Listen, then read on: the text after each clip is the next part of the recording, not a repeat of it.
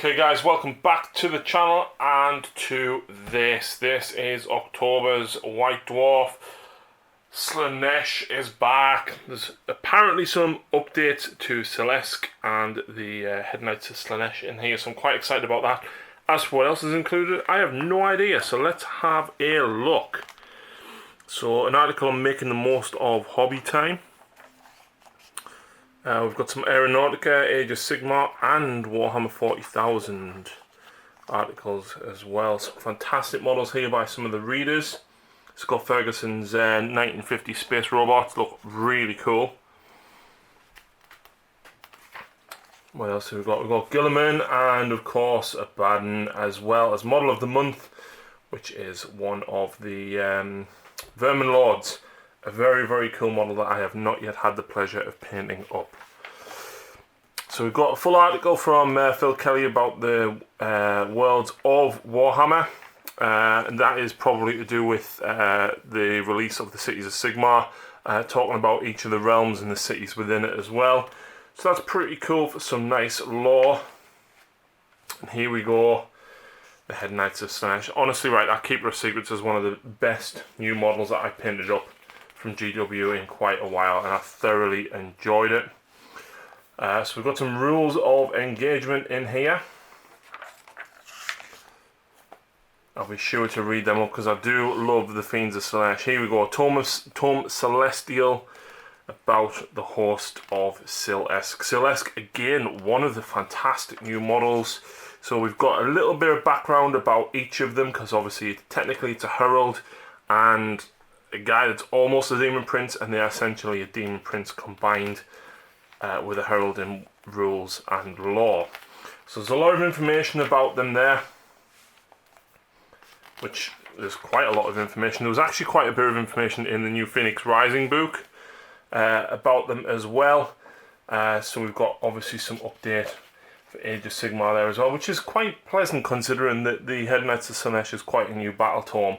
So we've got actually an entire new battle trait and detachment rules for them here. So at the start of the battle, the number of mortal units in a syl'eske host army is exactly equal to the number of demon units. You receive D3 extra command points. If the total number of units in the army is more than 12 and the number of mortal units in a syl'eske and host army is exactly equal to the number of demon units, you receive D6 extra command points. Syl'eske counts as 2 units, 1 mortal and 1 demon for the purposes of this rule. Wow. So Deadly Symbiosis, when you receive depravity points because of friendly Slaanesh heroes inflicted a wound or mortal wound, or has suffered a mortal wound, you receive, wow, 2 depravity points instead of 1 if the Slaanesh hero is within 12 of syl'eske. Wow, that is brutal. So the syl'eske host can include only the following War Scroll battalions, which are listed down below, and there's points for them. So we've got the Vengeful Alliance for 100 points, Devout Supplicants for 160, the Vengeful Throng for 140, and the Demon Steel Contingent. So the Vengeful Alliance is syl'eske 0 to 5 Slaanesh heroes, 1 Devout Supplicants, and so that's the giant one basically, so that's all of these. All mortal units in this battalion count as having a bravery characteristic of 10 as long as syl'eske is part of your army and on the battlefield. In addition, at the start of your hero phase, you receive 1 command point if syl'eske is part of your army and on the battlefield. Nice. Devout Supplicants, 1 mortal Slaanesh hero, 2 to 6 Chaos Chosen, Chaos Warriors, Chaos Marauders, and any combination, 0 to 2 Spawn, and 1 to 2 War Shrine units. When you use the favour of the Ruinous Powers ability from the War Shrine for this battalion, the prayer is answered on a 2-up instead of a 3-up. I have a War Shrine, so I guess I know what I'm doing with it now. Vengeful Throng, 1 mortal Slaanesh hero with a mount or that can fly. 2 to 6 Chaos Knights or Chaos Marauder Horsemen in any combination, and 0 to 4 Chaos Chariots or Gorbeast Chariots. I can actually run this one as well. So once per battle at the start of your charge phase, you can say that this battalion will make a headlong charge. If you do so, in that unit, in that charge phase, you can attempt to charge with a unit from this battalion if it is within 18 of the enemy instead of 12. You can roll 3d6 when making the charge rolls. In addition, after each unit from this battalion makes a headlong charge move, pick one enemy unit within an inch and roll a dice. On a 5 up, they suffer D3 mortal wounds. That's alright, actually. 140 points, though. That's not cheap. Demon Steel Contingent, 1 to 3 Soul Grinder units. Well, I've got a Soul Grinder.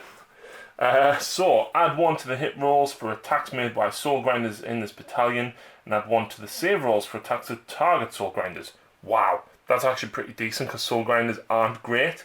That makes them possibly worth having a go at. Obviously, with that one, you definitely want the 3 for 110 points to maximise your point cost going into that. That's pretty cool, to be honest. I like that a lot. We've got some paint splatter techniques on how to paint up syl'eske, which is pretty cool. I thoroughly enjoy painting syl'eske up, so it's nice to see that. And then, of course, we've got more background about syl'eske. If you haven't painted syl'eske already, I seriously suggest that you pick them up, even just as a painting project. So we've got the Realms of the Heavens up next. Wow, I love that. The Chromatic Cog spell. So this is to paint up some of the stuff for Cities of Sigmar, I think. Some pretty nice stuff in here. I love that they've gone back to the old-fashioned way of putting a lot of painting techniques and everything in here. And I like a lot of these as well. This guy's pretty cool with the little Griffhound with wings down here. I think, is that the head from Warcry on the base? That's pretty cool. Some really, really nice painted stuff up here as well. Wow. Talk about conversions. That's a Necron Tombblade on the back of something there. And we've got a Slan on top of a, I want to say, command barge. Wow. Necrons actually joined up with Saurus heads on. That is really, really cool. And I recognise them arms and the chest plates from the Mortar kit. That's some really nice conversions, man. Really nice conversions. Moving over into Warhammer 40,000, got some Echoes of the Warp. Admech versus Necrons. That is a lot of monoliths. It's a shame that monoliths aren't great. Let's say. Let's leave it at that, though. So it looks as though there's quite a bit of fluff regarding that Index Imperialis as well. So, if I'm correct, we've got some rules for the Sisters of Silence finally as well. When we get them, there's a lot of background and lore for them here as well. Right, here we go, here we go. So, Witch Hunters. When resolving an attack made with a melee weapon by a model in this unit against a Psyker, you can reroll the wound roll. This unit cannot be targeted or affected by psychic powers. When a psychic test or deny the witch test is taken from an enemy model, subtract 1 from the total for each unit from your army with this ability within 18, up to a maximum of -4. Wow. No maidens if you have an Imperial Warlord, excluding a Fallen Warlord. Nice that they picked that up. You can include this unit in a Vanguard detachment. If you do so, that detachment HQ requirements are changed to 0 to 2, and its command benefits are changed to none. So it's nice that they've kind of done that. I'm not going to go over all the stats. I'm pretty sure you can probably pick most of them up from there. But still, I think that it's nice that they've acknowledged this, kind of like what they did with the Assassins, but so that you couldn't take Cypher, a load of Fallen, and then, of course, your Assassins, they've managed to correctly word that out. So just for the points, a No Maiden Rhino is 65. Prosecutors in a squad of 5 to 10 are 10 points a model. Vigilators and Witch Seekers in a squad of 5 to 10 are all 10 points a model. Wargear, we've got Flamer for 6 points, Hunter Killer for 6 points, Stormbolter for 2, and Executioner Greatblade is 5 points. So some pretty cool stuff there. They are, of course, only single win models essentially in power armor. They're basically Sisters of Battle with some anti-Psyker stuff in there. You've got Psych Out grenades and a couple of other bits and pieces in there as well. So not too shabby. I think I don't think Inquisitor Greyfax has the same keywords, but I think she would be interesting to run alongside these. So nice of Games Workshop to acknowledge these and kind of put them in their own index. So we've got some paint splatter about how to paint up your Sisters of Silence. I love the purple robes that they've been concentrating on a lot because of the Slaanesh and everything. And some little bit of advice about how to paint up faces and stuff there as well. And we've got some alternative colour schemes. And the Warlords of Vigilus, the Tale of Four Warlords is back. I love that. That is what I remember Hive Tyrants as, so it's nice to have that throwback to the second edition. And of course the colour's greatly inspired by that. Another spoiler added to the Chaos Force. Plagueverse Crawlers added to the Nurgle Force. And the 3rd Company March to War. Raven Guard 3rd Company. Very, very nice Invictus Warsuit. I still actually need to paint mine up, to be honest. And you've got some additional rules here for Kill Team. For the Vanguard Reinforcements. So we've got the Incursor, Eliminator, Reaver, Infiltrator.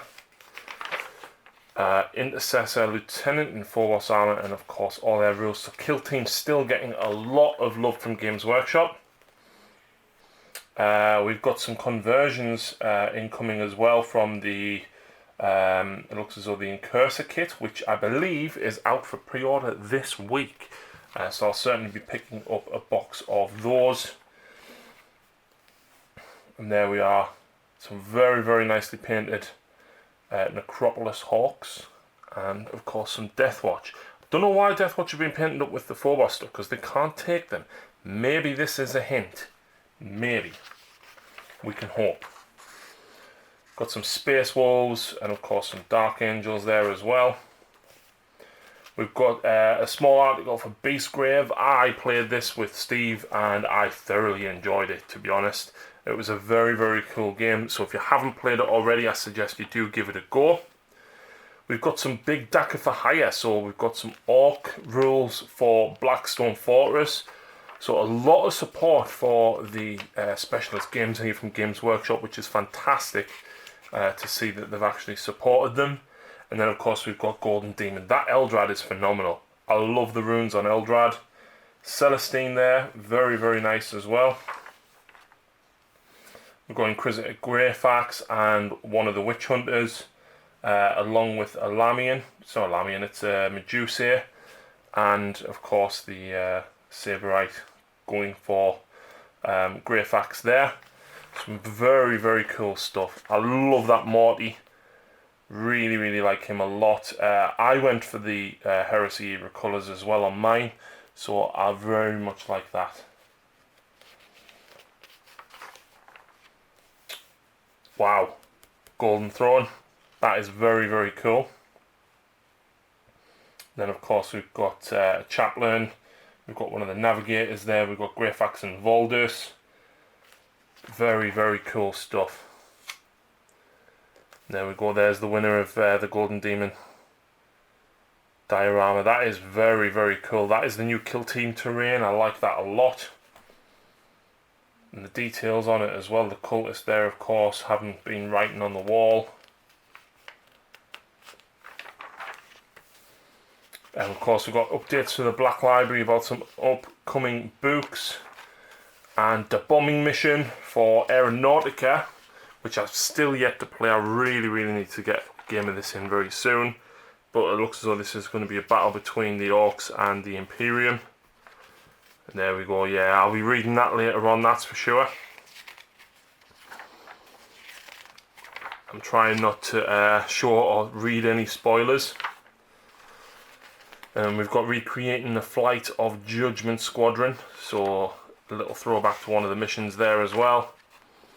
We've even got Necromunda Assault on Precinct Fortress 17, so we've got some updates to that as well with the Arbites. So details of the mission and scenarios there as well. Loads and loads of content in this month's issue, to be honest. And there we go, the guys at Warhammer World from inside the studio.